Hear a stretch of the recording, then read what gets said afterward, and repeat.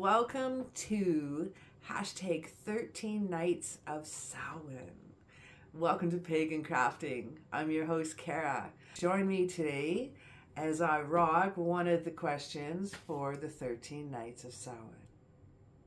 Welcome to October 30th. Ooh, we got 2 more days here. Today's about reflecting on your harvest. Today's about what lessons, skills, and experiences have you reaped. So what kind of lessons have I learned or gained this past year? I have learned a lot with my channel. I have fun. I've really learned a lot with filming, doing different angles, having fun. I need to sometimes just stop and sometimes I just get so involved in the magic, so involved in the craft, that it's hard to just stop and have to take some pictures or take some angles. And sometimes I think that's also just taught me to slow down a little bit, because I really like seeing the different angles and different close-ups and things like that in other videos. So I would really like to present that to you. So lessons learned, I've been really trying to integrate that in, and I would like to enhance it a lot more for the next coming new year. Lessons, I am on my third level, let's call it, for a Norse shamanic practice. And holy smokes, the journeyings I've done and the countless amount of journeyings, it first became very addictive, and then I was like getting a little pooped. Yeah, there was a lot. We had a lot to do, a lot to report. Now we have to do shamanic journeyings with drumming in circles. And I haven't been able to finish my courses yet because I need more people to get together and do some drumming for. So some lessons learned this year too is that I was a little bit of a shy drummer. I have all the tools.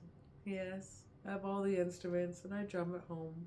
I'll drum in the wild. I'll drum when I'm camping. I'll drum when no one's around.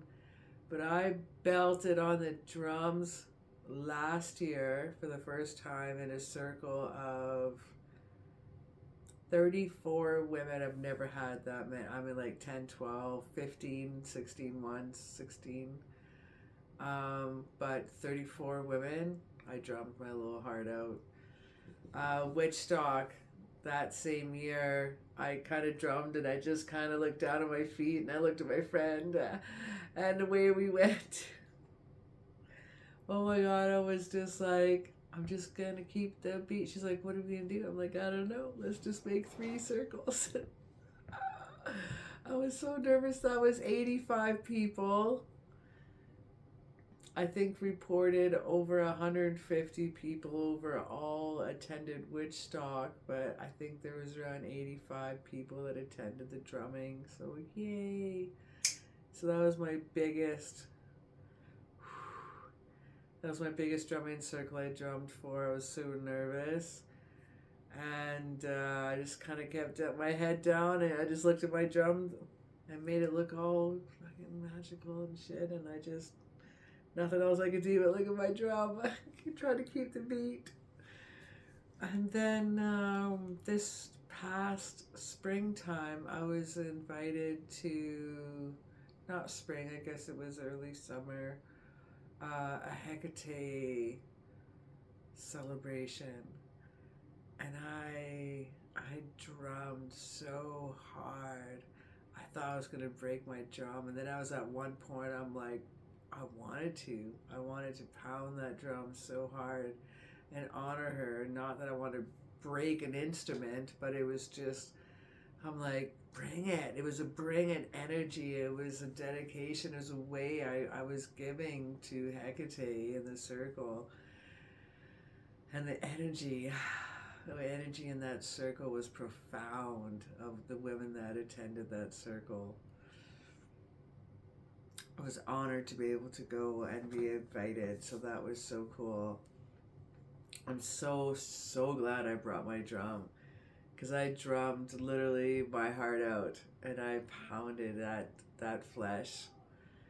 It was awesome. and it felt good and it sounded good, and we all were instantly in sync.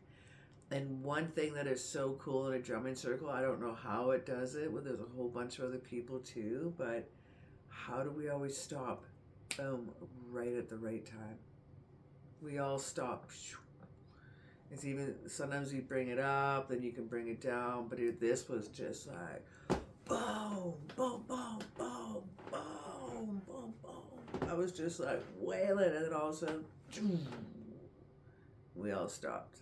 It was so cool. It was so synced up. It was so amazing. I can't even like spit out a word to describe it. Uplifting, profound, medicinal. It was a gratitude circle of some love for sure, in honor of Hecate. So some lessons learned, but not to be so shy in the drumming circle. And I think last year's circle that I put on, as well as when I was invited to drum in Witchstock, I think little baby steps like that have been helping me out. So met some incredible other pagans and witches, and they've just opened up some doors to new adventures. I haven't taken as many courses as I normally do.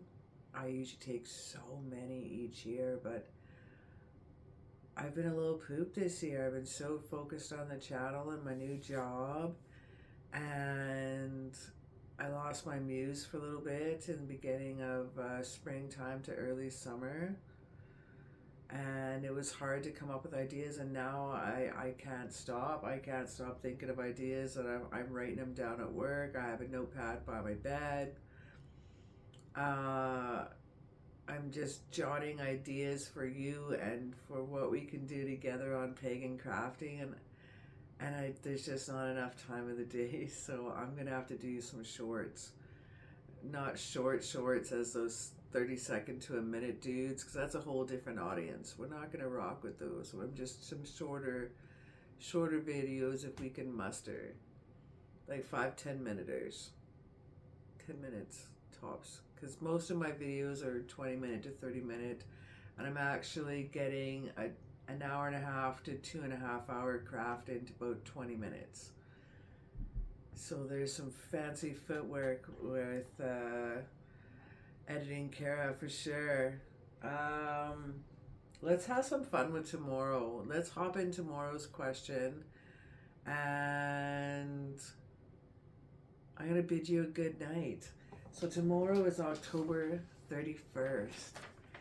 And the question is, what hopes and aspirations will you set for the new year that begins at Samhain? So some Samhain reflections for tomorrow. So join me tomorrow as we go through the last question for the hashtag 13 Nights of Samhain.